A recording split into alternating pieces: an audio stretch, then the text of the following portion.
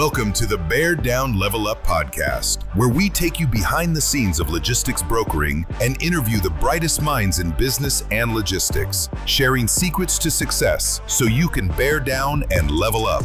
Let's go. Yo, welcome into another episode of Bear Down Level Up podcast. I am your host, Desmond Clark. And I'm Lewis. Hey, and we got an action-packed podcast for you today. As always, we're going to take you behind the curtain and let you know what's going on here at Bear Down Logistics. Let you know what we're thinking, hopefully educate you a little bit, hopefully entertain you a little bit. And then we always have Corey's Corner. What the hell is Corey going to come with today, Lewis? I don't know, man. We're going to see. And then trick up his sleeve all the time. All the time. And then we got a pretty good interview lined up for you guys for this episode. Have you ever heard of 123 load boards? Well, if you didn't, you need to hear about them. And Carmelo will be on to tell us all about 123 load boards. But before we get into it, though, let's hear from our sponsor. At Bear Down Logistics, we don't just move freight, we move standards.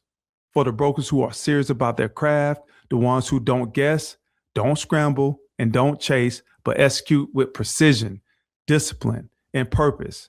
Bear Down Logistics was built for you. Because when you're operating at a high level, you don't need more options. You need the right partner. And for leaders responsible for moving freight inside your organizations, from sprinter vans to full truckloads to the most complex heavy haul and super load projects in the country, you don't get paid for average. You get paid for certainty, for execution, for getting it done right the first time. That's where we come in. At Bear Down Logistics, we specialize in solving the problems others can't. We bring clarity to complexity, and we execute the details in excellence consistently over time. That is the process of greatness. So if you're a broker looking to level up or a decision maker who refuses to leave execution to chance, it's time to partner with a team that operates like you do. Bear down and let's level up. Visit us at beardownlogistics.com. Again, that is beardownlogistics.com. As a broker, you guys probably get this just as much as we do, and we want to address this because we can't waste a lot of time just fielding all these quotes. We get quote requests all the time. Hey, can you quote this? Can you quote that? And it got to a point that we was doing all of these quote requests, and we wouldn't hear back, and nobody would respond, even the person that's asking us to quote for them. And we got to the point where we said, all right, how do we fix this? How do we, if we're going to be doing these quotes, how do we either get the business or determine, is this just people using us for budgetary reasons, comparing our rates with somebody else or getting someone else to lower their rates that they've already been working with for a while. Right. Yeah. And so this actually happened last year, and we still put it into our process now, and we're going to have a clip of you actually talking to one of the people about this. But one of the things that we started to demand for people who wanted us to do a lot of quote requests is, hey, get on the phone with us, talk to us. If you really want a relationship and we're just not a quote bot for you, then you should be willing to get on the phone and talk with us. And just from your point of view, how has that kind of changed just that process and our effectiveness with giving people? Well, first of all, quote bot is probably the best way to say it. That's exactly how I felt after several months. But no, we kind of switched it up late last year when I was quoting for months. I was quoting the same customer over and over again. Well, there's actually multiple customers. I'll admit that. So I was quoting a bunch of customers. I mean, this was project freight, regular freight, just a lot of stuff. And not getting anything out of it. And then we implemented just kind of from the beginning, I wanted to have a conversation with the client. And I don't think it was last year. I think it was towards the end of 2024, because that's when you were still kind of uncomfortable with me and hey, how should I approach stuff and how should I do stuff? And I remember you coming to me and saying, hey, Dad, it's like, I'm getting all these quotes, but I don't think. No, it was mid last year, because I remember it was when the leads started hitting. Yeah. And then you were like, hey, what about these? What about these? I'm like, hey, they're no good. Right. And you're like, well, why? And I'm like, well, because these are the guys that kind of just do it for budgetary, or they like to compare prices, but they don't give you nothing. Then I remember you're like, well, Let's talk to them. No. At first, it was you saying, I kind of wanted to talk to you about this. Oh, yeah. You're right. I kind of want to talk to you about this because I know that these quotes are not going to go anywhere. Right. And I was like, well, if you feel like they're not going to go anywhere, what the hell are we doing? Yeah. And you was like, oh, I didn't want to, because we paying for these. Right. We putting money in. And you didn't want it to come off like you didn't want to work them. Right. But with your skill level and your knowledge level in doing this, you already knew it was junk. Right. And people was doing it for that reason. And I remember saying, well, if that's what you know and that's what you feel, then don't do it. Yeah. But you came a little bit different. You said, well, let's give them a benefit of the doubt. That was like a day later though. I thought about it. You said, you know what? Let's try it. Let's get a hold of them, see if we get them on the phone. I'm like, we're not even on the phone. It was, let's get a voice call or a video call with them. Yeah. And just talk about the project that they also want you to quote. We're talking Excel spreadsheets. Yeah. So it was like, well, if this is a big deal for them and it's going to take me 4 to 6 hours, I think a simple call, it makes sense. Let's sit down and the size and scope of the work. Yeah, if the size and scope of the work, let's sit down and talk about, the details and see what other things you guys got coming. What other things have you guys worked with? How much of these project freights have you been awarded? Let's just kind of see where else we could partner. Basically, we started vetting them. Yeah. Instead of them just sending us quotes. That's really what we were doing. But we wanted to make it seem like, hey, let's talk one-on-one about this. Right. One project you want to get awarded. So if you want to just keep it blood raw, we wanted to make sure they wasn't wasting our time. Exactly. That's exactly what it was. We wanted to find the cordial way of saying it. Yeah. And so the first time we did it, we reached out. I wasn't. I wasn't say that name. Yeah, we got always kill that. No, they won't need to kill nothing. They won't need to kill nothing. Like I said, we're gonna keep it real on. And you know what? It was so good that it happened because the first time, first of all, I was like, man, are you sure you want to do this? So he was like, no, man, let's just either they're gonna do it or they. And I'm like, you know what? Let's do it. Yeah, because at the end of the day, it's not about putting them on the spot. It's just, what are we doing here? What are we doing? And you remember their reaction to it? They was like, oh, yeah, no, that's great. This is the first time a broker's ever wanted to talk to us and in the sense of like, video chat and wanted to talk and, go over all the details and, not just quote it and move on to the next one. Right. They actually appreciated it. And beyond just, checking to see if they're wasting our time, it made us better brokers because we got more in-depth information and we were able to help coach a lot of these people on how to talk to their customer and actually win the job. Yeah. Which in turn, to go a little bit more into detail, that same customer, which was a year ago, now we just had another meeting about another set of loads that are coming in that are being imported. And they came to me to ask me questions about how they should import them as far as packaging overseas.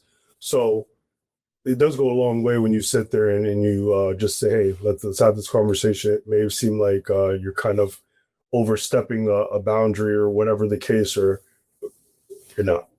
So let's dive into that for a minute, because I know at first when you would see me respond to people in a cordial way, but very direct and say, this is what we need or else we can't help you.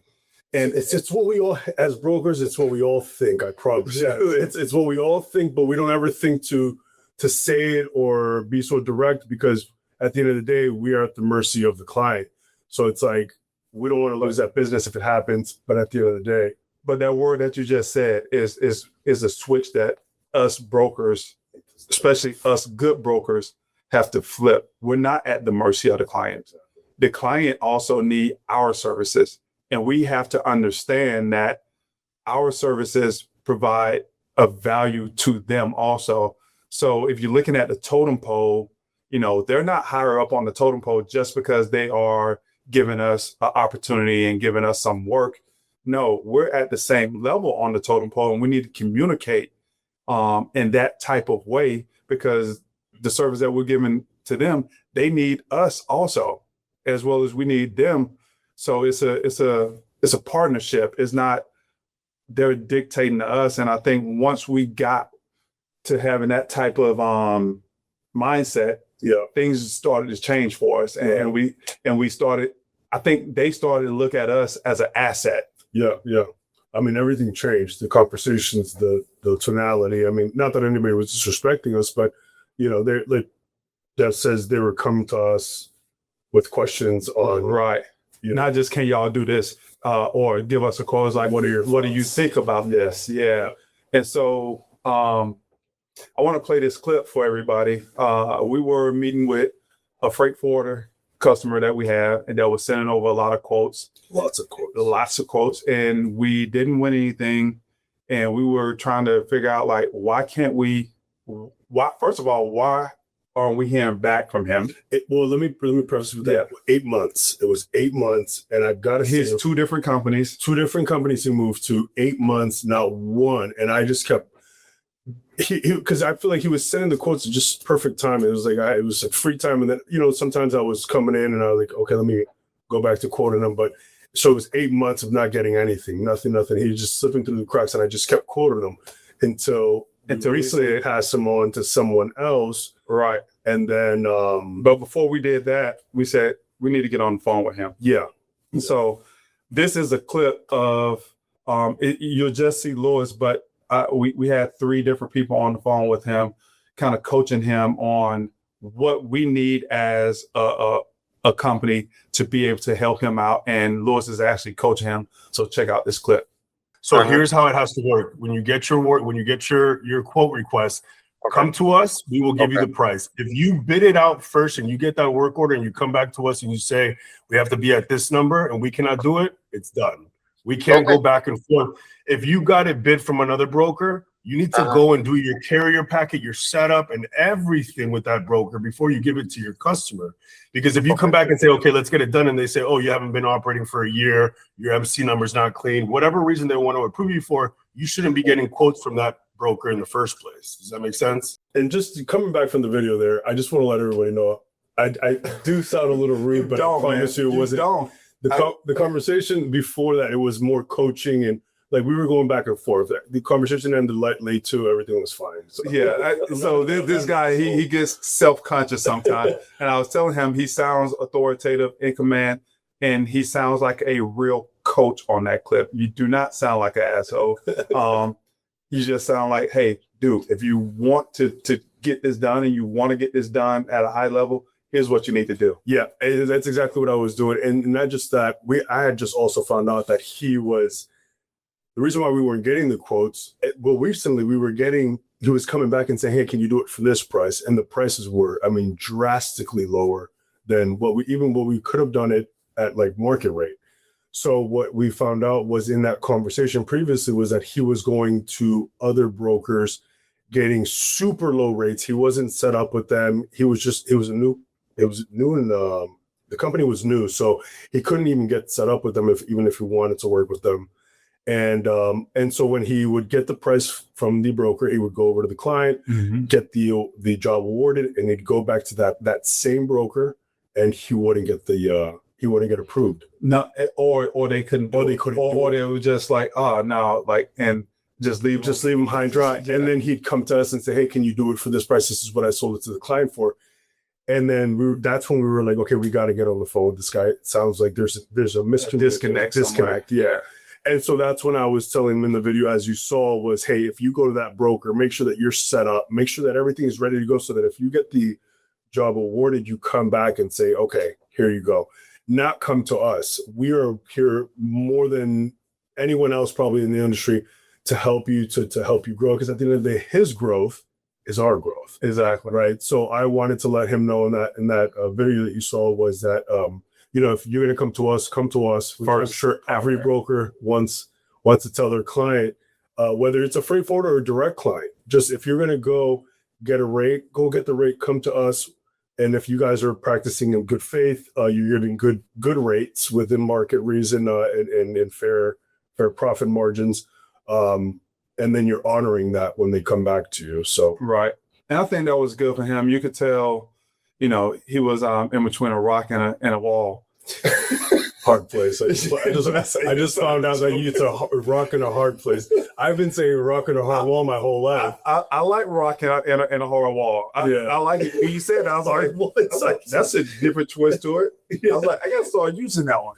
I was like in a hard place, rocking a hard wall. Yeah.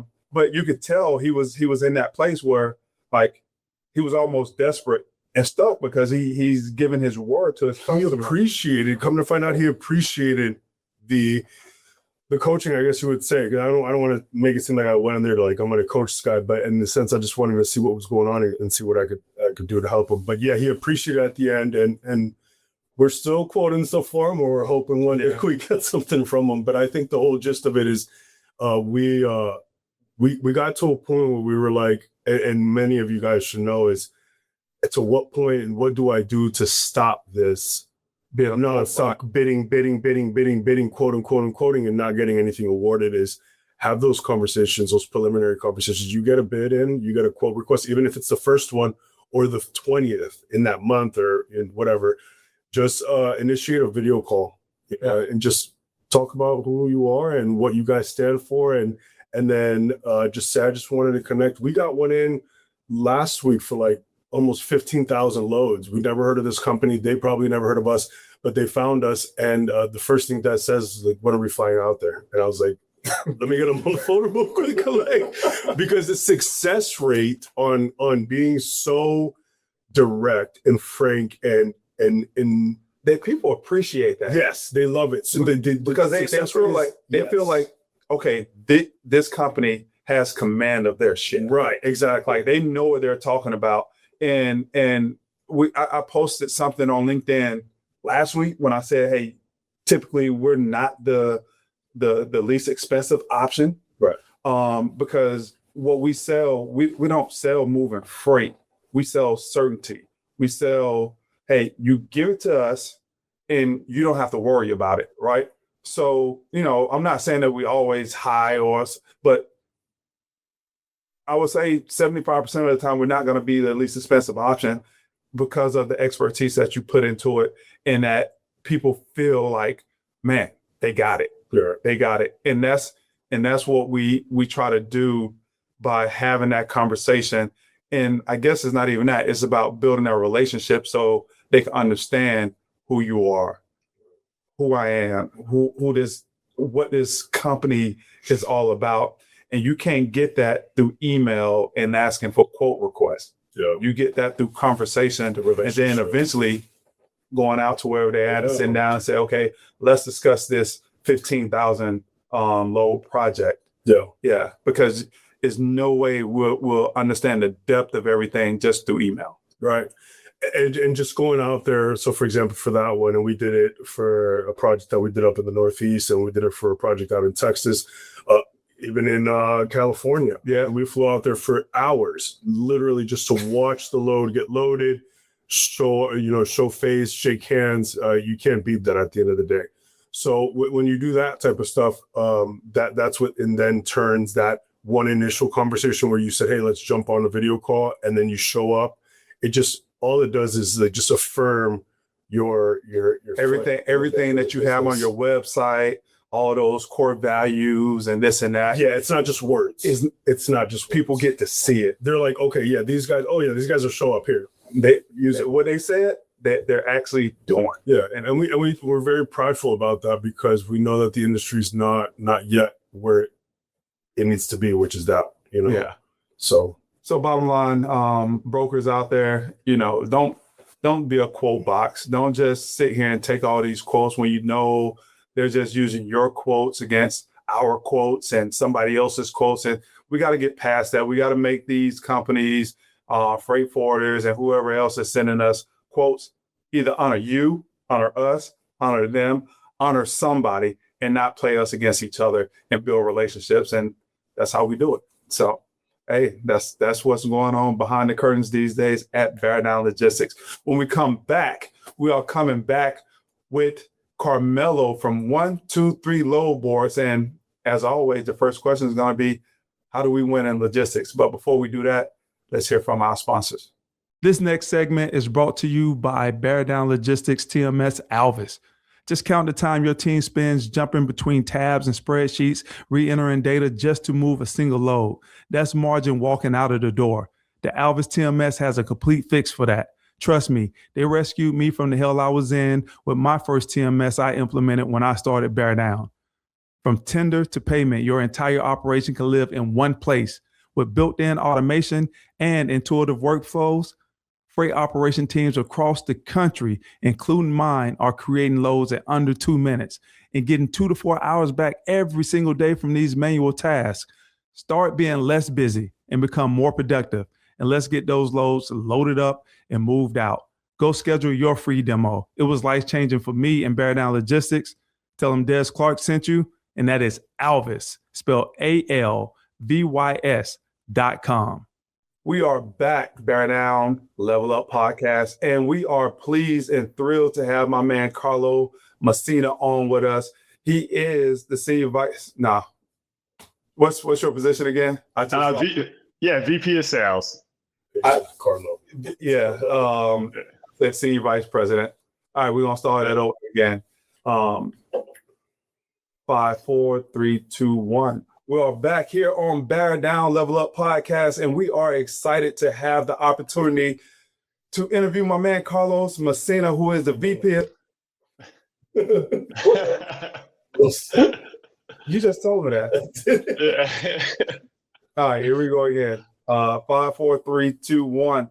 We are back here on Bear Down Level Up Podcast, and we are excited and thrilled to interview my man Carmelo Messina, who is the VP of Sales for 123 Load Boards. I told you at the beginning, or I asked you at the beginning, have you ever heard of 123 Load Boards? And if you didn't, you need to go and check it out. But before we get into the 123 Load Boards and what you're doing there, Carmelo, with 123 Load Boards, we always have to ask that first question. How do you win in logistics? No, I think that's a great question to ask all your guests. My single answer, and I'll expand on it, is relationships. I think, especially within this industry, brokers and carriers alike, it's all about building relationships. I have the great opportunity of being able to speak with brokers, carriers, and shippers on a day-to-day basis. And I've been in logistics for a while, so I've heard every side of the story that, hey, the brokers try to screw me over. Oh, hey, the carriers, they don't want to move the loads. We're paying high rates or rates for the loads. So I've got to hear both sides, got to hear the finger point, and I get to be in the middle and build relationships between both, solid brokers and solid carriers as well, right? It's amazing, especially within where I live, within the spot market too, is that a lot of these owner operators don't know who their actual customer is at the end of the day, right? They just want to get behind the wheel and drive and move freight. So one of the things that I think for anybody to be successful within this industry is the keyword relationships. Build relationships that last a long term. Those long-term relationships, you'll make more money building these solid relationships than you would trying to make a quick buck here or there and burn bridges. And it's crazy that you say that after we just got finished talking about building relationships. But let's rewind this before we got here, Carmelo. We connected via LinkedIn, but we have a different brotherhood, even though like you're the evil twin brother here. So, Carmelo, we both played in the NFL, but he wore that Honolulu blue with the Detroit Lions, and but when we reached out, that's the first thing that we connected on, is that we have that brotherhood, and that's where the relationship kind of began. And then also we're both in this industry now. When you think about building relationships, right? Because that seemed like is the key word of the day. Yeah, for sure. How would you, because you're the arbitrator in the middle from the carrier to the broker. How would you suggest that a broker go out and build relationships with carriers and carriers build relationships with brokers? Yeah, I think one of the first things that I would ask is, if I'm building relationships with carriers, is obviously you have all the information, right, based off of the DOT MC number, the equipment that they to run or currently have. But one of the first questions I would ask is, hey, what lanes do you typically like to do? Do you like to stay within the region? Are you over the road? So this way, like, hey, if you have opportunities that's going to be able to match that carrier and keep him busy, keep him paid, and keep him driving, day in, day out. I mean, those are the type of questions that I would probe and ask carriers, like, hey, do you typically run from Chicago to Orlando and back, right? Or do you do some type of triangle, or are you trying to stay within the Midwest or the upper Northeast, or wherever the case may be?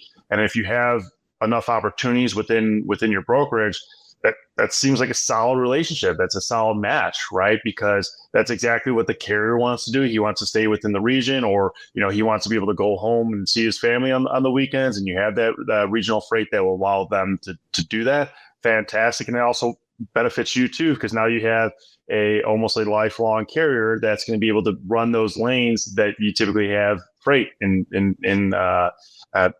loads to be able to move. So it's a win-win at that standpoint too, right? And then the carrier should be asking the same exact questions that the brokers should be asking the carriers. Okay, hey, what type of lanes do you run? What type of freight are you moving? Is there any specific things that I need, with tarps or anything like that? So I make sure that I'm prepared, that I'm showing up on time, so that I can provide, a good business value to you, broker, right? Because at the end of the day, you're also the customer of the carrier too, right? They may not always view it that way, but those are the same types of questions that should go back and forth between both the carrier and the broker side, right? To making sure that it is a good mutual fit for both parties. Yeah. And when they can have those questions answered, like you say, now you have that connectivity between both parties. So how does 1, 2, 3 load boards help foster that relationship? And what is the I guess the asset that 1, 2, 3 load board brings to this industry? Yeah, that's a great question. So one of the things that, the value prop, right, that 1, 2, 3 load board has is that we have a network of anywhere between 35,000 to 40,000+ carriers that are currently logged in, active, using our board at any given time. And we also have, just over 5,000 brokers, and we also have shippers that are also on our platform, right? Because logistics, when I explain it to people who are not in the industry, I try to dumb it down as much as I can. I say, yeah, logistics is just moving a product from point A to point B.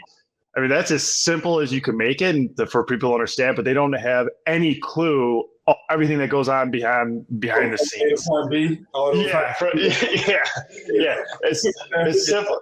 Exactly. As simple as you can make it. Hey, we move stuff from point A to point B, but they have no idea, to your point, all the wiring, all the hiccups, all the issues that go on behind the scene with, government regulation, with crackdown on compliance, with a truck breaking down, and, geopolitical, events that are going around the world, and carrier rate cards being signed, and all that good stuff. And then, all of the communication, the check calls, make sure that, hey, they're on their way, they're on time. And then the reports back to the customer to let them know that, hey, it's on time. So they're not sitting over there like, all right, is my freight going to make it on time? Is it going to be on? Because everybody, it's like we live in this high anxiety world, because people literally put hundreds of $1,000s, if not in our case, millions of dollars worth of freight on a truck.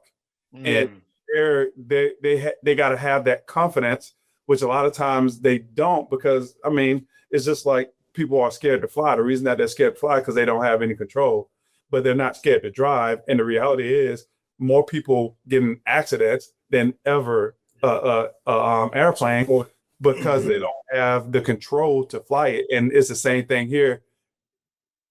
It's going to get there 99.9% of the time, and even higher. But since they don't have the control, we're in this high anxiety type of atmosphere that it's a lot of conversation going on, a lot of paperwork going on, a lot of checking back and forth. And that's what people don't really understand. And to your point, a lot of regulations and stuff that have to be met in order to do it up to code. Yeah, and one of the things that's crazy, we're just coming off of DOT Blitz Week, a couple weeks ago, but what they found was, and here's the thing, DOT Blitz Week, roughly the same time every single year. Every carrier knows it's happening. Every broker knows it's happening, right? So it's not a surprise that they're doing this. But during the week, they found that about a third, 33% of the carriers that they pulled over that were doing the checks were put out of service, right? So a third, one out of every three trucks that that the sheriffs that DOT was doing was put out of service, right? And those are just the ones that actually got on the road. So think about all the ones that didn't drive that week because they know that hey, they're going to get me for this or that. So they usually park a truck that week, right? We always see rates spike during that week there. So yeah, close to a third is what they came back with. After all it was said and done. About 33% of all the other carriers were taken off the road and put in out of service because of that. And then kind of get back to sorry, go on. You know what the major causes were? Like, what was there like one or two causes that were more prevalent than other causes? Yeah, I think it was the top two had to do with it was either brake lights, but I don't think it was brake lights. I think it was the brake pads, and then it was hours of service were the top two. Hours of service. Wow. Yeah. I mean, there's a lot of cases going on right now. I don't know if you guys saw the 60 Minutes with Super Ego, where people were going and changing their hours of service too. So I think those were the top two that they posted online as far as the reasons for taking people out of service. Cool. So, all right, there's a big elephant in the room. 1, 2, 3 load board, right? Yeah. You guys have to compete against some big behemoths in the industry. You got to compete against DAT. You have to compete against Truckstop. And those are the names that are synonymous with the industry. Mm-hmm. When you guys think about that and think about the growth of 1, 2, 3 load board, how are you guys going out to market to get more market share and say, hey, we are as good as DAT and Truckstop or even better than DAT and Truckstop? How are you guys presenting that, and how is that going as the company continues to grow? Yeah, no, absolutely. Yeah. It's no secret that the load board space is pretty much dominated by two big gross elephants in the room, right? With DAT and with Truckstop. One of the things that we're doing to separate ourselves and our key differentiation is, hey, we're Canada's oldest load board, right? So we have a lot of freight that goes cross border between Canada and the U.S. But I truly believe on, like I mentioned before, is the relationship of it all, right? Building relationships with, I have carriers every single day that give me calls. I have brokers that give me calls every single day saying, hey, what are you seeing in these lanes, or what do you have as far as market rates? As if, I have some, crystal ball that I can help people when it comes to the rate side of things. But it goes back to what I mentioned before, right? I kind of want us to be the harmony of the space where we're introducing brokers to carriers that they never knew before, right? To help with the capacity crunch that we're currently seeing right now, right? Where we're seeing the crackdown from the government on non-domicile CDLs and then the crackdown, just like with DOT week, right? So when all of a sudden your carrier network, you have, thousands of carriers that can move your freight, now that continues to get dwindled down because of all these crackdowns and regulations that are happening. We're that other avenue, right? We're going to have carriers on our board that DAT and Truckstop just don't have, right? There's going to be overlap. I tell carriers all the time, you shouldn't live and die on one board, right? Even if you have ours, you probably should have another one, because they're also going to have brokers and shippers that we don't have, right? It's just in the nature of the game, right? Everyone's kind of going in different avenues and different regions and different markets where, okay, hey, you're typically, running freight out of the West Coast, California, but you found yourself ended up in Texas, the current load board you have may not have enough freight coming out of Texas. So you might want to sign up for another one. They always have another one in your back pocket where it's going to open you up to thousands of different brokers and shippers from a carrier's perspective. And then for brokers and shippers, hey, you're going to open up your window to, tens of thousands more carriers overnight, right? So that's the thing. Even in, I don't know if I necessarily want to say this, but yeah, I was a former truck stop guy as well. And I will say the same thing that I'm saying here is that, yeah, you can't live and die by one board. You should have two, right? Because you're just opening up your portfolio to either more carriers or more brokers, depending on which side of the fence you're on. I like that. Yeah, because I mean, usually you'll in that sense, you'll probably hear them say more than none is, no, we're the best, just keep us, right. Forget the other guys. But having you as a tool and accepting and letting them know, hey, look, you should have multiple tools in your belt. Exactly. The whole purpose is to get the job done and the load covered at the end of the day. Exactly. One of the questions I wanted to ask you was, with this whole AI boom, how are you guys integrating AI into 1-2-3 load boards, if at all? Yeah, no, we definitely are. So we are still a tech company, even though we're heavily based in logistics, right? And it's been amazing to see how AI has been jumping into our space because I feel like logistics at the end of the day is still relationship, human industry, right? And you still take someone to, it's not, I see all these autonomous vehicles too, right, that they're doing with trucks, but at the end of the day, you still need someone to load, unload. You still need someone to get out, check the tires, check the brakes, check the lights, right? So it's like, yeah, you could move the driver out of the truck. We still need to verify that all these things are solid, right? Especially with the recent Montgomery case, right? That now that everybody can get sued, it doesn't even matter if you've never even seen the truck, which still my mind is blown by that. I don't, that's when you have someone who litigates that has no understanding of the logistics industry. But I'm going to hold my 2 cents back on that. No, Carmelo. Don't put it out there. Yeah, I mean, I just don't understand how you can, sue a brokerage in California for a carrier that's picking up freight in Michigan, right? Like, how are you supposed to know that there's stuff right out of the tires? Carmelo, the point that you're making, right? Because that's the same thing I was thinking at the beginning. And then once I dug a little bit deeper into it, it's not real complicated for brokers to not be sued, right? They're just saying that when a broker goes out and picks a carrier, there has to be a standardized process that you can show, you could document it and show, okay, I did this, and that's how we chose that broker. And that broker had a better than good rating.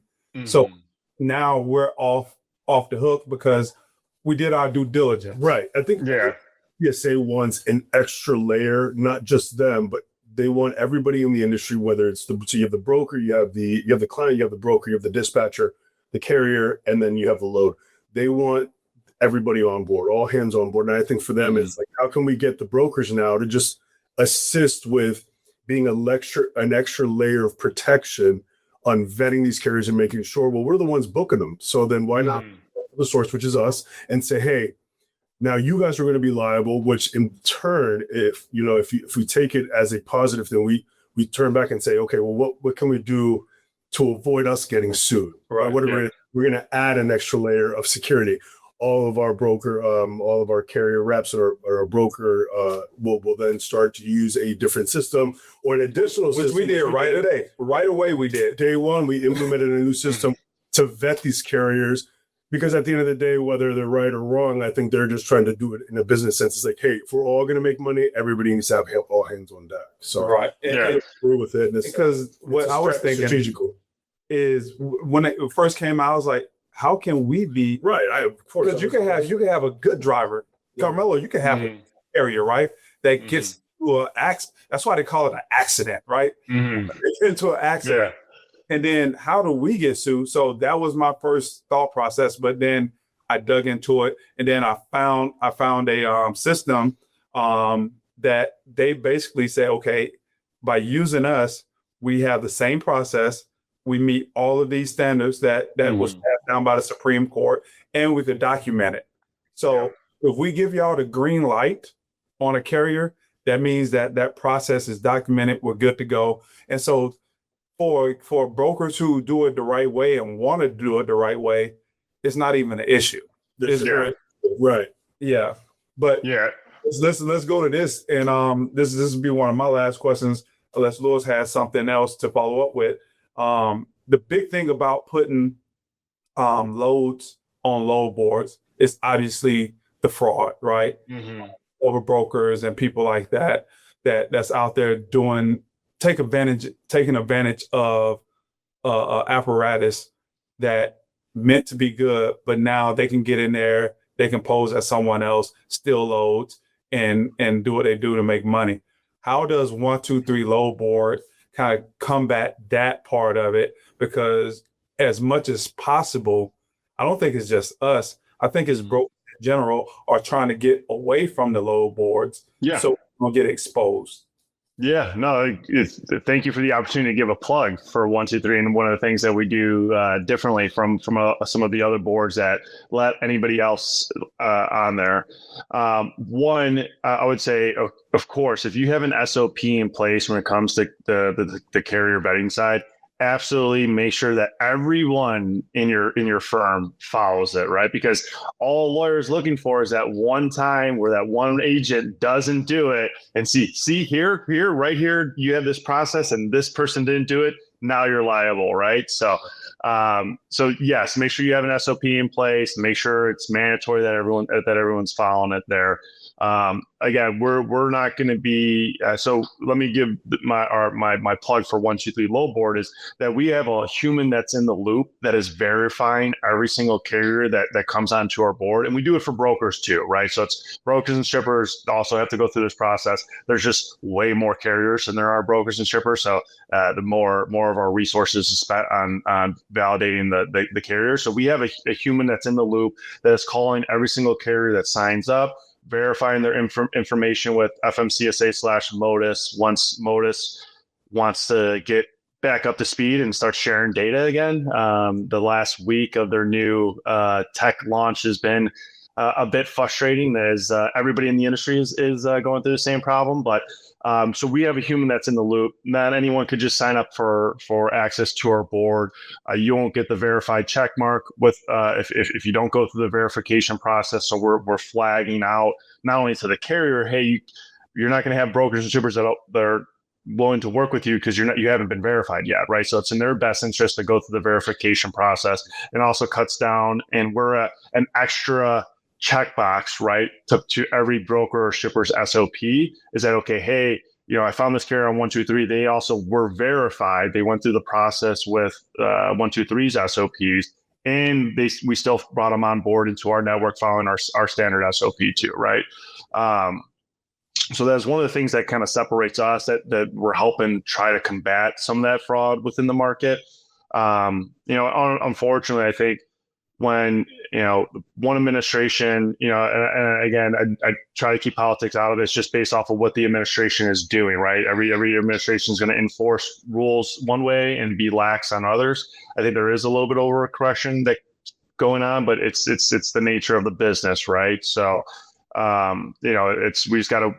We'll last through many administrations. Where an administration's only there for 4 to 8 years, right? But with that being said, when there's ever an overcorrection in the market, that's what we're seeing right now.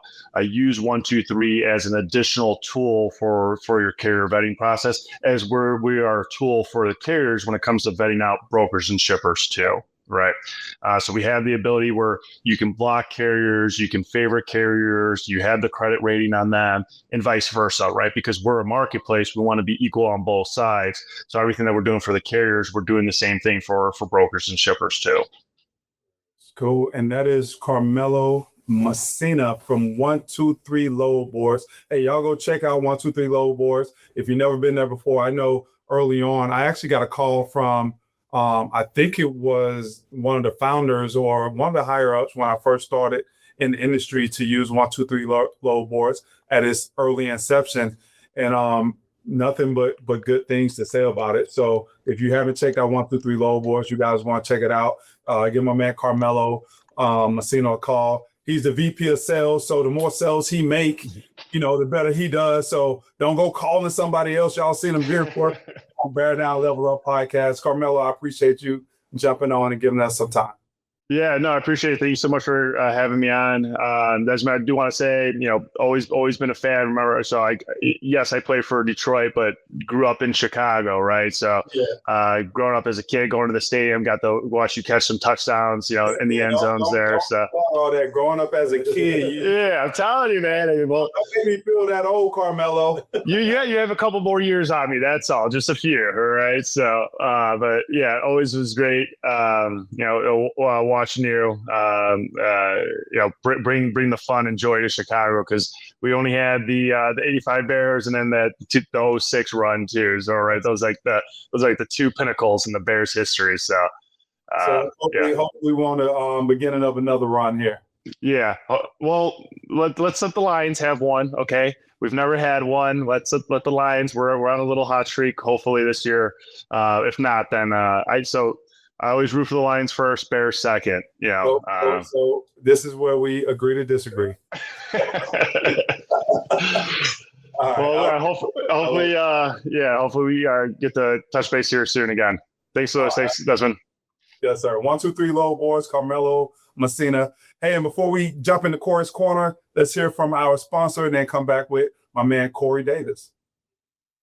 Thanks, Carmelo. Cool. Appreciate it. Yeah, awesome. Thanks for having me, guys. We'll talk soon. I'll follow up with you. With anything as far as like your company want they said that they want to push it and everything. Yeah. I'll send you guys everything once we get it all up and going. It'll probably be like about 4 weeks from now, maybe. All right. Before it's all ready to go. Yeah, no, it's perfect. Yeah, because they want to cut it, loop it, do all that kind of marketing stuff, right? That everyone likes to do, and then we'll cross promote it with what we have is the Layover podcast. So love to have you guys on that there too, and then we also have some partnership with some other podcasts too. So as much promotion as we can do, the better, right? For your audience, for our audience, it's more eyeballs and ears, the better. Cool.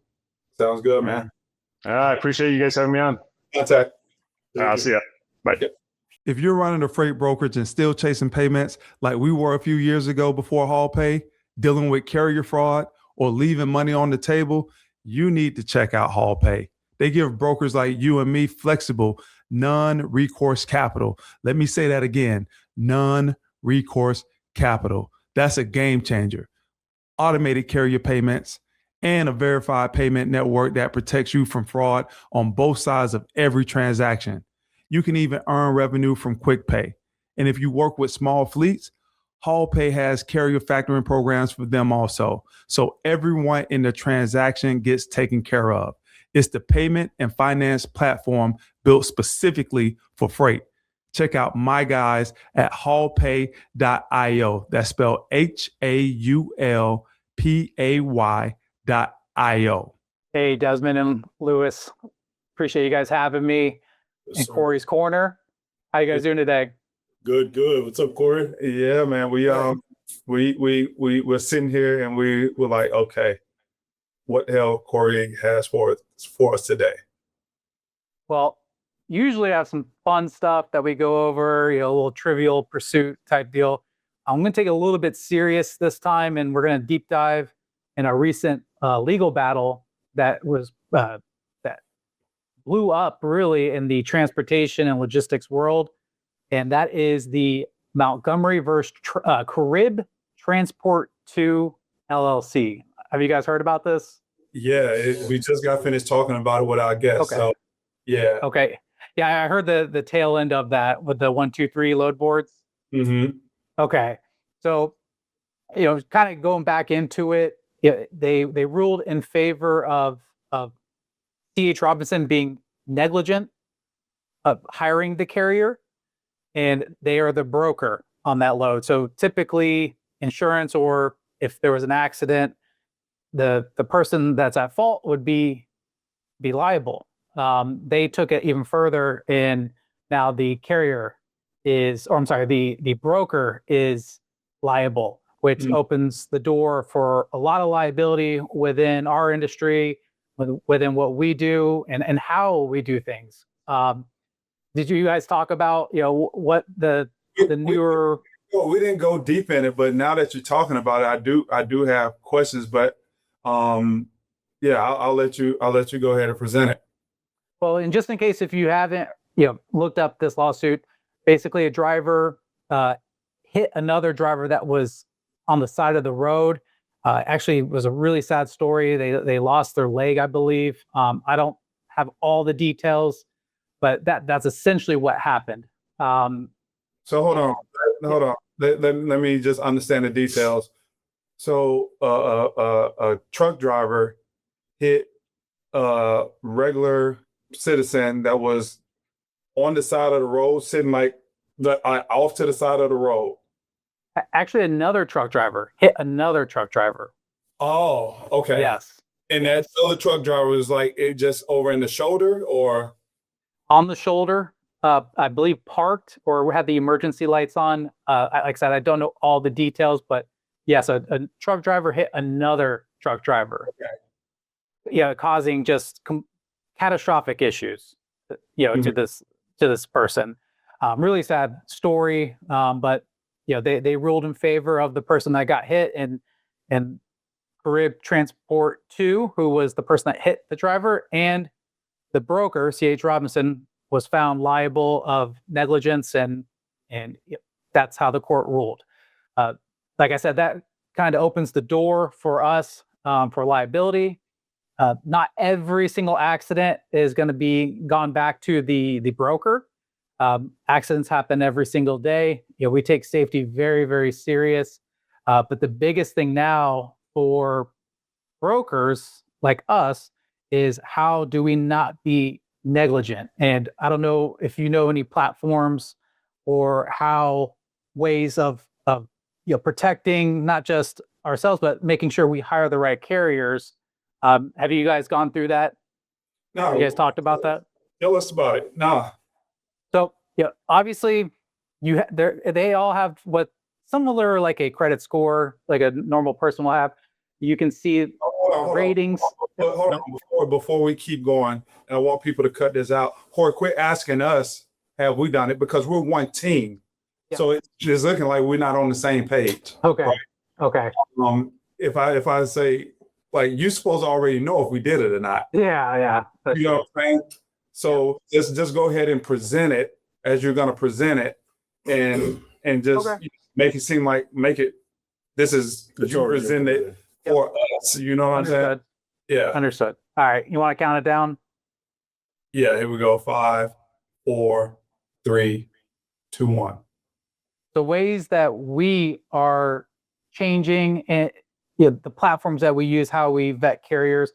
Now, we've always vetted carriers. We've done a really good job of that. It has been a learn by trial situation. That being said, we have changed dramatically since this ruling. Mm-hmm. And a lot of the ways that we do things are most of these carriers have similar like a credit score where you can see how many accidents they've had, how many miles they've logged. This is all just public information through a government website, but we take it a lot deeper than that. We are able to vet the whole entire company, where they're at, their insurance, all of their weigh stations, activity. Every time they've ever gone to a weigh station, what happened? If there was something that happened, if they got pulled over by a DOT, we inspect that. We do a lot of things. Calling the driver simply, you'd be surprised how many brokers don't even do that. They don't even talk to the driver on the load. Right. Sorry to cut you off. That's actually a really key part in how I've been able to stop a lot of the double brokering and stuff like that. Is the moment I ask the dispatcher for the driver's information, mm-hmm. if I feel any hesitation or they don't give it to me, it's done. Like, I feel like that goes a long way with vetting these carriers as well.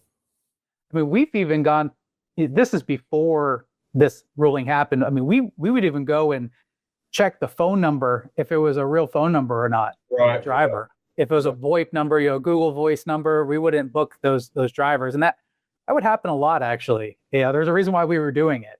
So we take it to the extreme. We have many platforms that we use too that kind of do the job for us, but we also check all those boxes while putting a carrier on a load. And Corey, when you think about where we're at, and we just got finished talking about this with 123 Load Boards and Carmelo Messina, not just this Supreme Court case that just came down, but the fraud that happens also. That's also been a big thing in this industry. Talk a little bit about that as a broker and the team that we have behind the curtain here at Bear Down Logistics. How do you guys try to go about a process where we don't get double brokered? So yeah, I mean, like I said, the phone numbers, the fraud is way higher than a ruling like this. This is the first of its kind. The fraud happens almost hourly in our industry, and there are ways to mitigate it. There are ways to make sure, talking to the driver, doing all those vetting processes. We've had fraud before. We've even had fraud where it was unintentional fraud. I don't know if you remember, Desmond. We had one years ago. The guy, it was out of one of the warehouses we were working with, I believe in Tampa, that went up to, I believe, Alabama or Memphis or something like that. And the guy took it all the way like 10 miles away, and then he had his buddy do like the final mile and hook up to the trailer, and we were like, oh, you can't do that. You can't do that. Like completely different insurance, everything, and that is technically double brokering. He did it completely unintentionally. He was just like, oh, I had my buddy do it because I was going to go pick up another load in the morning.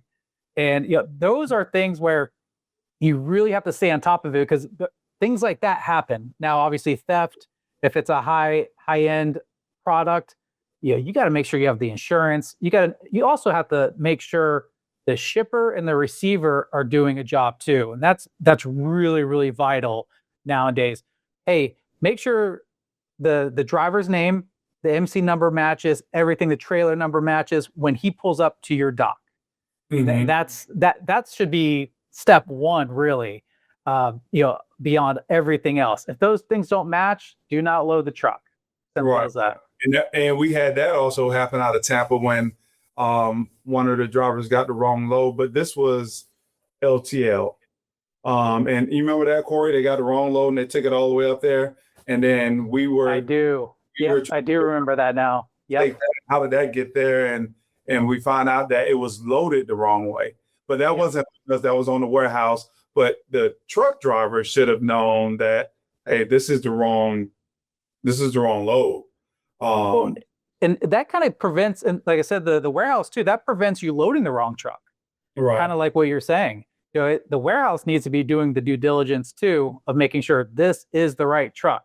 It's going to this destination, because they could load up the wrong product and off and away it goes, and that can be very costly for us, for the shipper, or the receiver, the customer. It's not. It could be. It was. It was. Going back to the court case, do you feel like this was a big case because it was C.H. Robson, and if it would have been somebody else, like a smaller brokerage behind that load, do you think it still would have been a thing? That's a good question, Des. And knowing what I know, about the industry, I don't really know too much about the case. I don't know all the details, but to answer your question, I believe, because they are one of the top 3 big dogs, in the industry. I think that was one of the reasons why it got litigated the way it did. If it was because people, and not just that, is that when you're going to go set an example, you're going to set it with someone that everybody against the bully. Yes, exactly. Yes. So I think everybody that went to them. I mean, thank God that the guy did pass away. From what you're telling me, is just and not kind of minute the situation, but whether it was that or a fatality or whatever the case, they were going to take the first opportunity to capitalize on. And then this whole broker thing was happening before this. I mean, it was, the double brokering and the hiring any fly-by-night driver.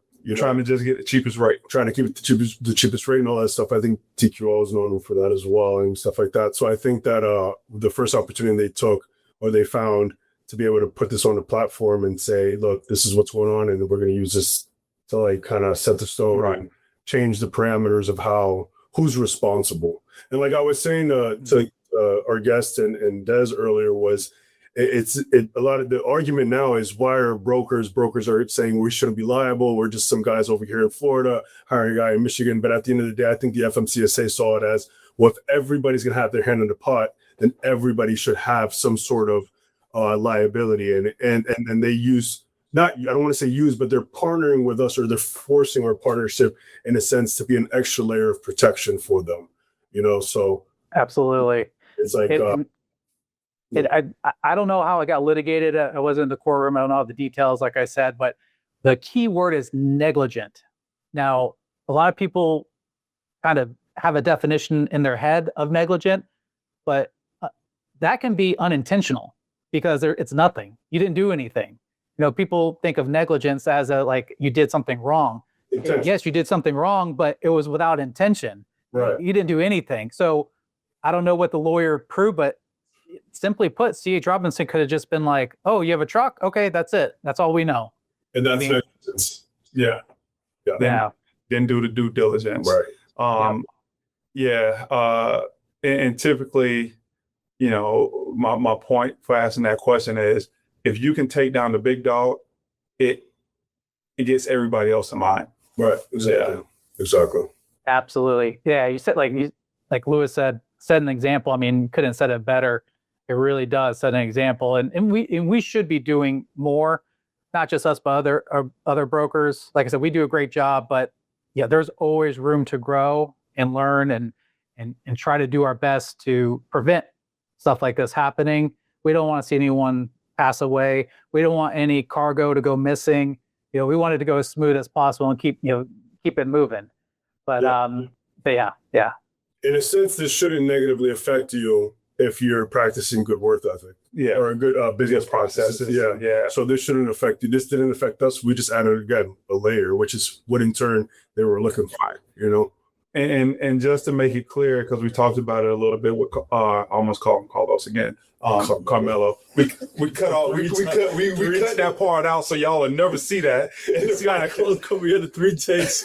Call him Carlos, Carlo, and stuff like that. Yeah, you said one time it's Carmelo, not Carlos, and then I got right back on there and did the introduction again. It called him Carlos. I'm like, Jesus, but y'all will never see that. Poor guy just wanted to get his show. So we're talking to Carmelo. Now you made me lose my freaking thought of what I was actually going to talk about. 1, 2, 3 load boards. Well, I got, I wouldn't have Corey's corner unless I had some numbers and some kind of closest to the pin.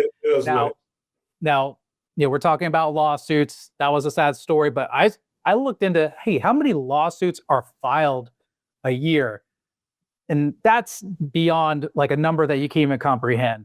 But I wanted to let you guys know, or have you guys guess, lawsuits filed a year in the USA. How many do you think the courts have actually handled in 1 year? In the that the courts have actually handled, that's gone through the court proceedings. Just all, not just all of them in the USA. Oh yeah, man, it's probably about every, and it's a lot. It's a lot. Yeah. So like, man, I don't even know. Hold on, let me do some calculations here. You got 50 states. Hold on, I could talk to Siri. Siri, if there is a lawsuit filed every minute and a half in the United States, how many lawsuits would that be in a year? Oh, that overloaded Siri. She was like, damn, that I am not. What are you thinking, Lewis? What are you thinking? With I'm gonna go. Let me get you a number real quick. Hold on, because I got to do a little bit of math too. No, but I'm thinking in the hundreds of thousands. What? Hell no, millions, hundreds of millions. I'm going to just go ahead and like give you a little bit. It's going to be more than a couple 100,000. Here right now. If there's a lawsuit that is filed every minute and a half in the United States, not saying that is true, but if there's one filed every minute and a half in the United States, how many lawsuits would that be in a year? All right. Oh, I'm gonna go with 10,800,000.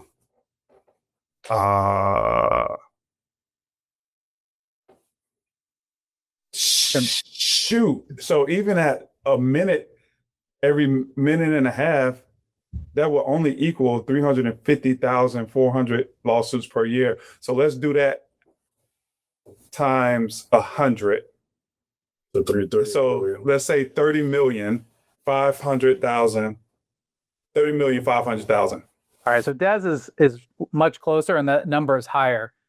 There are 66 million lawsuits that the courts have handled in a year. That's not even backlog. Yeah, exactly. Yeah. And you wonder why this, it takes so long. 66 million, that is just insane. Considering that there's 6 or 7 judges maybe per county. It's wild to think about. Now, that's criminal, civil suits. That's everything. Any lawsuit possible. Now we understand why the wheels of justice turn slow. Correct. Yeah. Now, we're in Florida. I wanted to see what Florida looked like. I'm going to tell you, out of 66 it's considerably lower, but 6 million, I'm going to say that Florida is about, so we got 50 states. So it'll be about 12% if it was equal. 7. It'll be 12% if it was equally distributed. Okay. And you think Florida's higher, lower? No, I'm sorry. It'd be 1.2% if it was equally distributed for each state. No, I'm not saying that right. No. It'll be 2% if it was equally distributed. 2% of 66 million would be 120,000. No, 720,000. No, it'll be almost 800,000. now remember, there's all those billboards on the highway. Yeah. Think about that. I'm gonna say that they're gonna be a tick higher, and they're gonna be about 5% of all. Matter of fact, I think it's my original number, 10,800,000. No, I'm gonna say out of those 66, they're gonna be about 5% of it. So now let's say 6%. So let's say 4 million. Well, I need to take Des to the next trivia night because it's 3.6 million. Wow. 3.6 million, which is crazy that Des hit it so close there. But you see, he's using ChatGPT on none of that. That was It's AI, dude. Are you serious? Yeah. I have AI here. I have AI right here. That's where I got AI at. Yeah. That's crazy. You hit it so close. And put in perspective, if you're living in Florida, that's 1 in 7 Floridians. There's a lawsuit filed. Well, 1 in 7. and so let's just put that in perspective. Bear Down got sued for you, and Bear Down Logistics got sued for you. That's 2. And Bear Down and Corey, you got sued by the same people that Bear Down Logistics has been sued. And let's make sure everybody understands what I'm talking about. But Corey got sued twice. No? Yeah, that's true. No, it's That's 2. true. One against Bear Down Logistics and one against Corey. But they dropped it, and then they brought back another lawsuit. And just so everybody know, the lawsuit is because they saying that you signed a non-compete. Maybe we're not going to get into all this. I just want to make sure that people know it's not because of any negligence or anything like that. It's because you guys wanted to work with Bear Down Logistics, and they were trying to hold you back from working with Bear Down Logistics. Yours has been resolved. We're still in the middle of that, so we're not going to talk too much about it. Yep. But just to bring that to real life. But yeah, they're very litigious here in Florida, very litigious in the USA.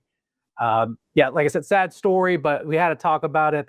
Hopefully, this this industry fixes a little bit time, every day it's fixed a little bit more. So a little bit more fluid. People know who the driver is, they call, and they do their due diligence when they're hiring and vetting a carrier. But that's all I got for today. That's what you got. That was going to be my next answer. What else you got for us, man? So, that was pretty good. And it just flowed with the rest of the conversation that we have today. And just so people know, we have organic conversations. Like this guy, we get on here and talk about behind the curtain. We was like, let's just talk about this. And we get on with this. Literally walking into the room. And we just talk about it. We tell our guests, hey, we're just going to open up with, hey, how do you win in logistics, and let it go. And we never know what you're going to talk about. So it all just happens organically.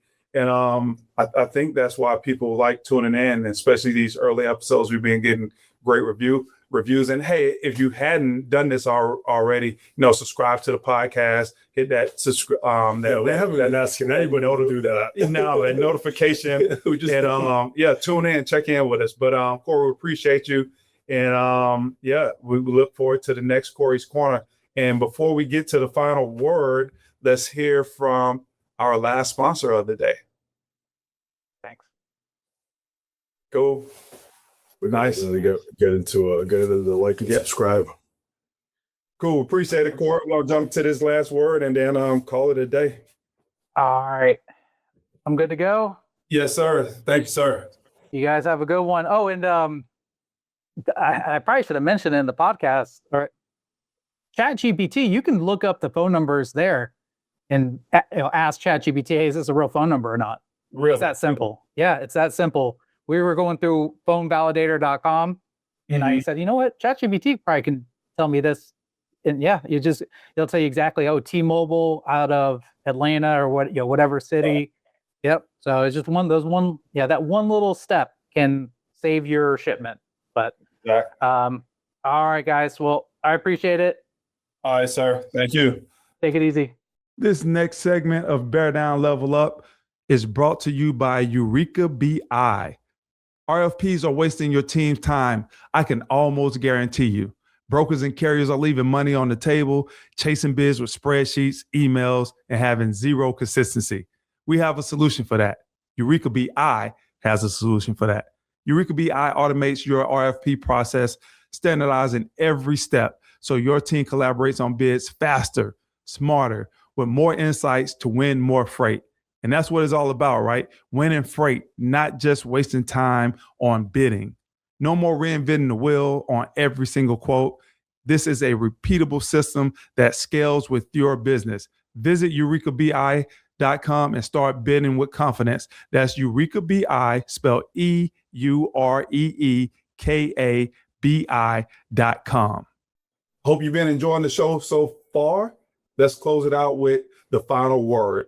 I truly believe that people that win consistently, they develop the ability to recognize adversity, but not lose sight of the goal as they overcome the adversity to get closer to the goal. Every piece of adversity that you overcome is just getting you closer to the goal. Don't lose sight. Hey, we hope that you enjoyed this episode of Bear Down, Level Up. I'm your host, Des Clark, and along with my man over here, Louis Santana. Hey, we look forward to the next one.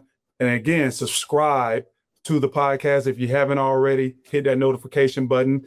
We got a lot of content coming out, some shorts and all of these videos. We want to make sure that you're there to see them all. Thanks for the support, and we'll see you on the next episode of Bear Down, Level Up.